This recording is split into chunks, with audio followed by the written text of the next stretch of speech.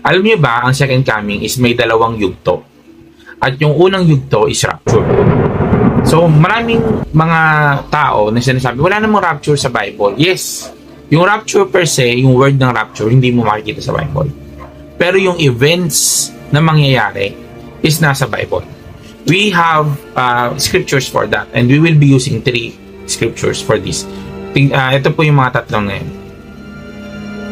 At for now, for this video, we will be using yung 1 Thessalonians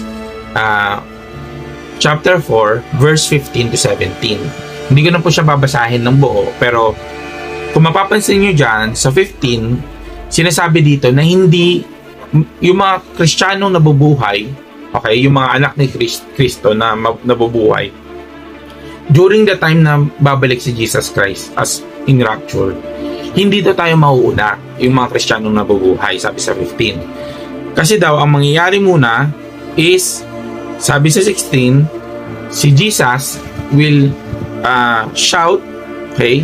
Sabi dyan na, sorry, babasahin ko na.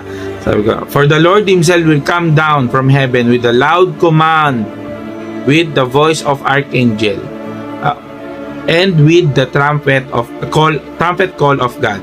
And the dead in Christ will rise first. So, ibig sabihin, bubuhayin mo lang yung mga namatay. Sino yung mga namatay? Ito yung mga unang mga Kristiyano na hindi na inabot yung rapture. So, yung mga na-experience nila yung physical death.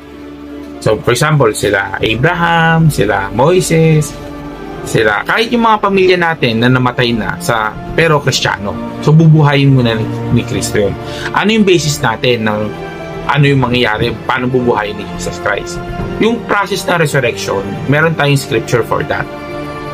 Meron po tayo sa Romans 8 verse 11, okay?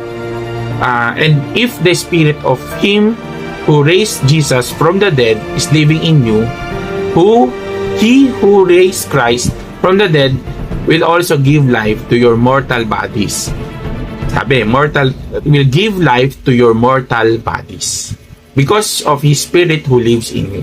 Sabi sabihin, yung mga namatay, may experience din nila yung nangyari kay Jesus Christ. Yung body nila, kung maalala nyo si Jesus Christ, nung na-resurrect, naging perfect yung body niya. I mean, nawala yung mga sugat, etc.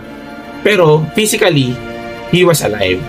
And ganun din yung mangyayari din sa mga Kristiyanong namatay at bubuhayin ni Kristo. So ngayon, yung 17 naman, itatakil up natin sa next